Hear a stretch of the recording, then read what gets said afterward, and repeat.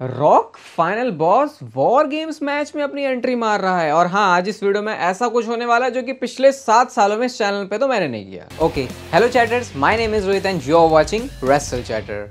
Raw की बात करने वाले हैं आज इस वीडियो में पूरे शो के बारे में। और जो मैं कह रहा हूं कि पिछले 7 सालों में मैंने नहीं किया, वो है 2 घंटे के रॉ के एपिसोड को रिव्यू करना। क्योंकि लास्ट टाइम जब 2 घंटे का रॉ का एपिसोड हुआ था तो वो 12 साल पहले था। लेकिन आपको पता है 2024 के लिए जितने भी रॉ के एपिसोड होंगे सारे होंगे 2 घंटे के, जब तक कि मंडे नाइट रॉ नेटफ्लिक्स के ऊपर नहीं आ जाता। और उसके बाद की तो फिर अलग ही कहानी है।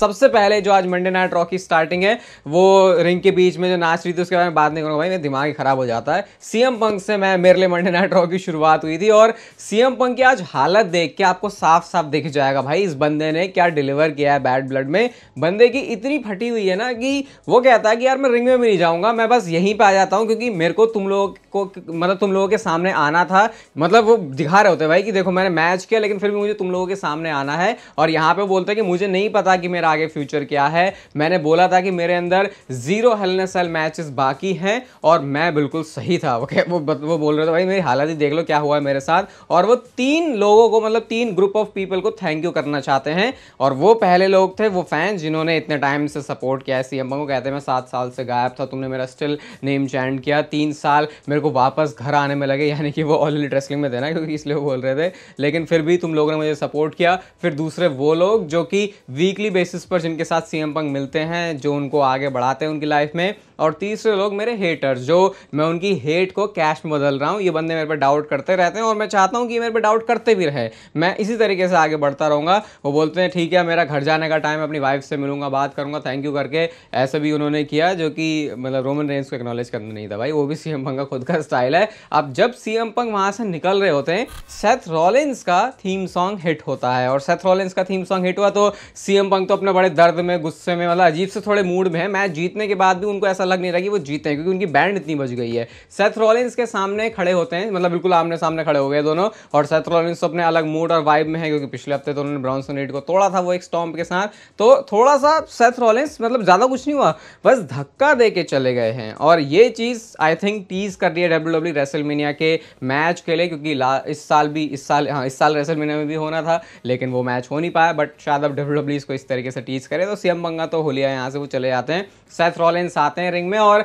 सेथ रॉलिंस का कैरेक्टर वो चेंज नहीं हुआ, थोड़ा सा अपने कपड़ों के ऊपर थोड़ा सा एक, हाँ, ऐसा कपड़े उन्होंने पहनना शुरू किया कि उसे नॉर्मल आप या मैं, हम जैसे बंदे भी बाहर जाके पहन सकते हैं मेरे को। लेकिन फिर भी पूरा नहीं लग रहा उनका कैरेक्टर चेंज हुआ है। और आई थिंक जरूरत भी क्या है, मेरे को तो ऐसी सेथ रॉलिंस में मजा आता है। सेथ रॉलिंस कहते हो भाई बहुत कुछ हो गया बैड ब्लड में। वो बोलते हैं ये जो डॉम है ये उल्टा टंगा हुआ था, फाइनल बॉस वापस आ चुका है। और आज सेथ रॉलिंस ने ये बात भी बोली भाई कि रोमन रेंस और कोडी रोड्स ने भी अपना टीम अप किया है। और ये सेथ रॉलिंस उस बंदे के मुंह से बात निकल रही है जिसने अपनी पूरी जान लगा दी थी कोडी रोड्स के साथ, कोडी रोड्स को बैक करने के लिए रेसलमेनिया में। तो ऑब्वियसली सेथ रॉलिंस के लिए तो बिल्कुल भी अच्छा नहीं था ऐसे देखना। और हाँ, ये भी बोला कि केविन ओवंस ने जो किया कोडी रोड्स के साथ, कमेंट्री से भी इसको एक बार बोलते हैं, लेकिन इस एंगल को डब्ल्यूडब्ल्यू टीवी पे भी मेंशन नहीं कर रही ज्यादा, ये इस तरीके से इसको लेजिट दिखा रहे हैं। लेकिन इन सारी बातों के बाद सेथ रॉलिंस क्या कहते हैं, मैं वापस आया हूं और मैं ब्रॉन्सन रीड को अब आके जो है तोड़ूंगा बिल्कुल बुरी तरीके से। अब इतनी सारी बातें देखो सेथ रॉलिंस ने बोली, लेकिन उनका मेन मुद्दा आज का एजेंडा था ब्रॉन्सन रीड के बारे में बात करने का। तो मेरे को ये भी अच्छा लगा कि इतनी सारी चीजें होने के बावजूद भी सेथ रॉलिंस का फोकस है ब्रॉन्सन रीड के ऊपर दिखा रहे, ताकि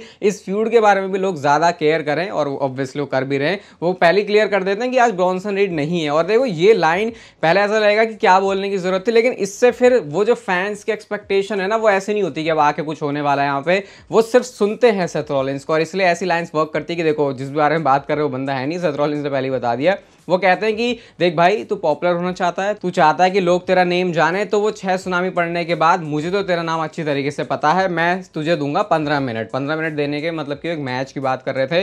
तू जगह बता, तू प्लेस बता, तू टाइम बता, तू सब कुछ बता, मैच हमारा हो जाएगा। और ब्रॉन्सन रीड और सेथ रॉलिंस, डब्ल्यूडब्ल्यू ने अब ये क्लियर है यहाँ से कि मैच तो हो ही रहा है, सेथ रॉलिंस ने चैलेंज कर दिया। लेकिन अब क्योंकि ट्रिपल एच के टाइम में थोड़ा सा ऐसे चेंज रखते हैं, पता नहीं चलता कि वो रॉ में होगा या फिर डब्ल्यूडब्ल्यू इसको पीएलई के लिए देख रही है, तो वो एक सवाल थोड़ा सा बना रहता है। अब इसके उसके बाद जैसे सीएम पंक को इंटरप्ट किया था सेथ रॉलिंस ने, सेथ रॉलिंस को इंटरप्ट किया जे ऊसो ने। जे ऊसो का म्यूजिक हिट होता है, जे ऊसो आते हैं, एक बहुत ही छोटा सा स्टेयर डाउन होता है, ज्यादा ऐसा भी नहीं लगा कि सेथ रॉलिंस को कुछ करना है, वो तो इवन ज्यादा केयर भी नहीं कर रहे थे कि जे ऊसो आ गया है, वो चुपचाप वहां से चले जाते हैं। और अब यहाँ से जे ऊसो वर्सेस वुड्स का मैच होने वाला था इंटरकॉन्टिनेंटल चैंपियनशिप के लिए। आज रिंग साइड पर जरा आप एक्जेवियर वुड्स को वो AA एटीट्यूड एडजस्टमेंट लगाते हुए देखना, आपको तब समझ में आएगा कि वो जॉन सीना का फिनिशर कैसा है। लेकिन क्योंकि उसको जॉन सीना लगाते हैं तो वो कितना स्पेशल फील होता है, क्योंकि आज वुड्स ने जब लगाया भाई वो तो बहुत ही वाहियात सा लगा। उसको ऐसा नाम भी नहीं दिया गया था वो वाला।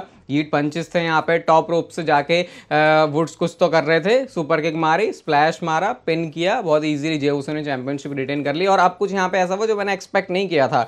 हमें ऐसा दिखता है कि वुड्स ने हाथ तो मिलाया नहीं जे ऊसो से। कोफी किंगस्टन थोड़े परेशान है, भाई ये क्या है, बंदा क्यों नहीं मान रहा है। ब्रॉन ब्रेकर ने आके भाई स्पीयर बजा दिया। उसके बाद कोफी कहते चल जाके मदद करते हैं, वुड्स ने वो भी नहीं मानी। उसके बाद कोफी को भी स्पीयर पड़ा है, उसके बाद वुड्स को भी स्पीयर पड़ा है, उसके बाद फिर एक बार और जाके जे ऊसो को भी रिंग में स्पीयर पड़ता है। और वो इंटरकॉन्टिनेंटल चैंपियनशिप को, जो कि फिलहाल जे ऊसो को बिलोंग करती है, ब्रॉन ब्रेकर ने उठाया अपना टाइटल समझ के और उसको इस तरीके से हवा में रेस कर देते हैं वो। तो ये जो ब्रॉन ब्रेकर का लग रहा था कि शायद थोड़ा सा फेस टर्न की तरफ जा रहा है मामला, आज का सेगमेंट देख के तो कहीं से भी ऐसा नहीं लग रहा। वो बंदे के अंदर भी गुस्सा वैसा ही है कि भाई मेरी इंटरकॉन्टिनेंटल चैंपियनशिप इस बंदे के पास कैसे आ गई है। और अब WWE डेफिनेटली इनका जो एक और मैच है उसको भी प्लान कर रही है। इसके बाद बैक स्टेज सेगमेंट था मिज और कैरन क्रॉस का। क्लियर यहाँ से लग रहा है कि कैरन क्रॉस ने जो है बिगाड़ दिया है मिज को। ट्रुथ आके एक्सप्लेन करते हैं भाई मैं नहीं था जजमेंट डे में, तो वो कहते मिज कहते भाई मैंने किया है जानबूझ, मुझे पता है क्या है। तो वो कहते हैं यार तूने ऑन पर्पस किया, मतलब ऐसा क्या गलत हो गया, ये क्या हो गया। कुल मिला के यहाँ से नेक्स्ट वीक के लिए उन्होंने मैच बना दिया है। और हमको स्क्रीन पर कुछ ग्लिचेस भी दिखा। आज रॉ में पता नहीं अजीब सा गड़बड़ सा चल रहा था, 2 घंटे का समझ नहीं आ रहा था क्या, इनको खुद नहीं पता।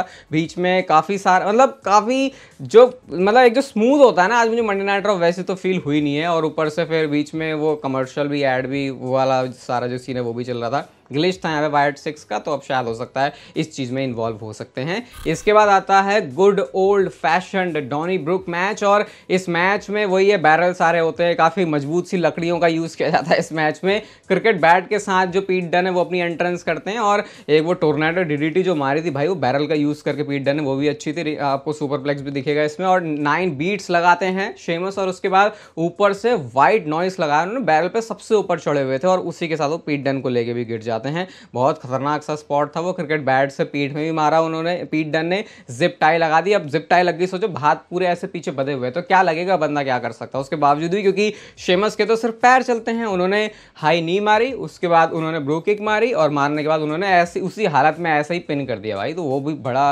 मतलब ये तो डिलीवर हमेशा ही करते हैं, कोई शक भी नहीं था कि इनके मैच में कुछ मतलब एक्सपेक्टेशन के हिसाब से ही जाना था और पिन कर दिया। और जो मैच है वो शेमस इसके बाद जीत चुके हैं। बैक स्टेज से कोडी रोड्स का सेगमेंट था। और यार ये मुझे थोड़ा सा लप्पू सा मूव लगा WWE का कि अभी तो तुम इतना हाइप मतलब बन गई है ऑलरेडी कोडी रोड्स और केविन ओवेंस की, तो कोडी रोड्स को क्यों लेके आए ये बैक स्टेज। मुझे तो आज सेंस लगा नहीं उनके आने का। वो आते हैं कहते हैं अभी तो फिलहाल मेरा फोकस है क्राउन जूल की चैंपियनशिप को जीतने का। सैमी ज़ेन भी वहां पे होते हैं क्योंकि सैमी और गुंथर का मैच है आज, तो वो कहते हैं कि मैं तुझे फेस करूंगा क्राउन जूल में। कोडी रोड्स कहता है कि हाँ ठीक है, मैं भी यही चाहता हूँ। तो ये कोडी रोड्स को उन्होंने बस ऐसे दिखा दिया था। मेरे को मैं सोच रहा था इसको सेल करते भाई, स्मैकडाउन में लेके आते कोडी रोड्स को बिल्कुल पिटा हुआ सा, लेकिन कोडी रोड्स तो मस्त अपना जो चाल है उसके साथ आज मंडे नाइट रॉ में आ गए। बैक स्टेज से लिव मॉर्गन, रकेल रोड्रिगेज, इनका भी सेगमेंट था जहां पे रकेल रोड्रिगेज ना सिर्फ अब लिव मॉर्गन की मदद करेंगी बल्कि उनके लिए गाड़ियां भी चलाने का काम उनका चल रहा है, दरवाजा भी खोलने का काम चल रहा है। डोमिनिक के लिए कोई दरवाजा खोल रहा है, सोच रहे हो, कोई लिव मॉर्गन के अलावा इतना भाव दे रहा है उनको। और वो निकलती हैं बाहर, पूछते हैं उनसे सवाल कि क्या है, क्या चल रहा है। लिव मॉर्गन कहती मेरे पास तो सब कुछ है, मेरा तो सब बढ़िया है। रकेल रोड्रिगेज से पूछा तुम जजमेंट डे में, कोई आंसर दिया ना। उसके बाद गाड़ी लेके वहां से वो निकल लिए। तो ये मुझे लग रहा है कि 2 घंटे के रॉ के होने के थोड़े थोड़े साइड इफेक्ट हैं। बैक स्टेज से फिर एक और सेगमेंट था एडम पियर्स और एवा रेन का। ईथन पेज आके एडम पियर्स से बोलते भाई तू अपने बंदे मंडे नाइट रॉ के सुपरस्टारों को संभाल जरा, ये सीएम पंक मेरे बिजनेस में आके क्या घुस रहा है। तो एडम पियर्स कहते हैं मुझे नहीं पता है, तो एवा रेन ने किया। तो शायद ईथन पेज और सीएम पंक की भी आगे जाके, अभी तो नहीं, कुछ एक फ्यूड भी WWE कर सकती है। जब 2 घंटे का शो है तो भाई ऐसे तुमको मैचेस मल्टी पर्सन वाले करने का क्या मतलब है भाई। Alba Fyre, Isla Dawn, Pure Fusion Collective versus Natalya, Kayden Carter, Katana Chance, Lyra Valkyria, Zelina Vega, ये सब आके जो है लड़ रहे हैं। क्यों लड़ रहे हैं, क्या कर रहे हैं, कुछ नहीं समझना। और इस मैच का आपको रिजल्ट भी बताने का मूड है, जान के भी क्या करोगे। हुआ कुछ मैच में ऐसी वाहियात सा था, मूड खराब हो गया पूरा। मैं रिजल्ट तो बता देता हूँ, लारा वाल्किरिया वाली टीम जीत गई। अब आता है शो का मेन इवेंट और ये था वर्ल्ड हेवीवेट चैंपियनशिप के लिए match, Gunther versus Sami Zayn. अब इस मैच में लोगों की नजरें बहुत ज्यादा थी क्योंकि एक्सपेक्ट किया गया था कि गोल्डबर्ग यहाँ पे आ सकते हैं, एक्सपेक्ट किया गया था कि शायद यहाँ पे छोटा सा एक चांस तो है कि शायद इस मैच में सैमी ज़ेन चैंपियनशिप जीत सकते हैं, फिर WWE सेटअप कर सकती है गोल्डबर्ग और गुंथर के मैच को। अब कहानी इस मैच की कुछ ऐसी चलती है कि गुंथर ने शुरुआत में मैच को बहुत कंट्रोल किया और बैरिकेड पे एक हेलुआ किक किसी तरीके से सैमी ज़ेन ने मार दी और वो हेलुआ किक मारने के बाद पूरी जान लगा दी भाई सैमी ज़ेन ने कि वो कैसे भी करके गुंथर को रिंग में घुसेड़ दे, ये बंदा पहुंच जाए रिंग में। पहुंच तो नहीं पाए वो, तो सैमी ज़ेन खुद ही रिंग के अंदर जाके उसके बाद बाहर निकल जाता है, तो उससे पिन ब्रेक हो जाता है, आपको पता है। एक और हेलुआ किक मारते हैं, उसके बाद तीसरी हेलुआ किक के लिए वो जाते हैं, तो भाई क्या जबरदस्त तरीके से क्लोज लाइन मार के बिल्कुल ही बिछा दिया गया सैमी ज़ेन को। पिन किया तो किक आउट हो जाता है, पावर बॉम्ब मारा गुंथर ने तो किक आउट हो जाता है, और उसके बाद जब एक और पावर बॉम्ब मारा, भाई साहब वो फ्रेम देखना जरा, उसी पर एक पर ही किक आउट कर दिया सैमी ज़ेन ने। और वो एक बिल्कुल खतरनाक, भाई ये बंदा मतलब उस मोमेंट पे ऐसा लगेगा भाई आज तो हो गया भाई, काम हो गया तमाम। सैमी ज़ेन ने एक पर जो किक आउट किया गुंथर के पावर बॉम्ब में, गुंथर पीछे शॉक्ड है, सैमी ज़ेन के आगे बिल्कुल क्रेजी वाले एक्सप्रेशन है। बट इसके बाद जब गुंथर ने अपने स्लीपर के अंदर डाला ना, तो वही रैंडी ओर्टन और गुंथर टाइप जो मैच का फिनिश था बैश इन बर्लिन में, वैसा कुछ रिजल्ट होता है कि कोशिश बहुत की करते रहे, लेकिन एंड में फिर वो पास आउट हो ही गए। गुंथर ने यहाँ पे जो चैंपियनशिप है उसको रिटेन कर लिया है और नहीं हो रहा मैच, सैमी ज़ेन के पास नहीं टाइटल आ रहा। WWE गुंथर और कोडी रोड्स के क्राउन जूल के मैच के साथ ही जाएगी और इस मैच के मतलब इस मैच को हाइप करने के लिए फिर कोडी रोड्स सामने निकल के भी आ जाते हैं। जब इनका फेस ऑफ था और 2 घंटे की रॉ फिर से लग रहा था बिल्कुल मैचअप सी है, क्योंकि कुछ मूवमेंट देने का मौका ही नहीं मिला। उससे पहले ही जो रॉ है वो ऑफ एयर चली जाती है, ना कोडी रोड्स का वो जो उनका क्या है वो वाला जो साउंड इफेक्ट, सॉरी म्यूजिक में जो वो बोलते हैं वो भी नहीं आने दिया। तो काफ़ी अभी मुझे लग रहा है WWE को प्रॉब्लम हुई इस 2 घंटे के शो को हैंडल करने में। लेकिन इस 2 घंटे की रॉ के साथ साथ पहले रेट कर देता हूँ इसको, कितना मतलब ठीक है 3.5 स्टार बोलूँगा मैं इसको। ऐसा भी नहीं था कि कोई बेकार शो था, लेकिन ऐसा भी नहीं था कि वो प्रीमियम लाइव इवेंट के बाद कुछ बहुत बड़ा बम WWE को फोड़ना हो, शायद WWE के पास कुछ था भी नहीं, लेकिन एक बम तो फूटा है सोशल मीडिया पे।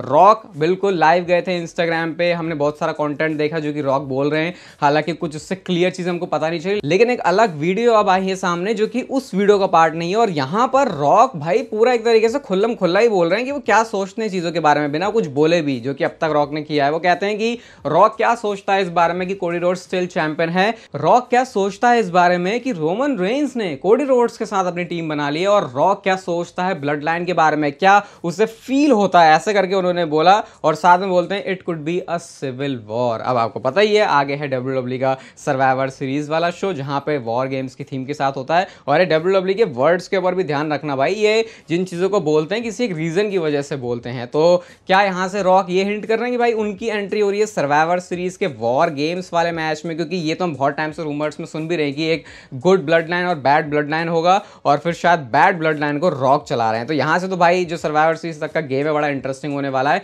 लेट्स सी रॉक की अपीयरेंसेस अभी कितनी फ्रीक्वेंटली हमको दिखती हैं बैड ब्लड में आने के बाद। बाकी चैनल पर आज दूसरी वीडियो भी आने वाली है, तो उसके लिए भी स्टे ट्यून्ड। ये वीडियो अच्छी लगी तो इसे लाइक कर दो, चैनल को सब्सक्राइब कर दो ऐसे और मस्त वीडियो उसके लिए, और तब तक लेते रहो जिंदगी के मजे।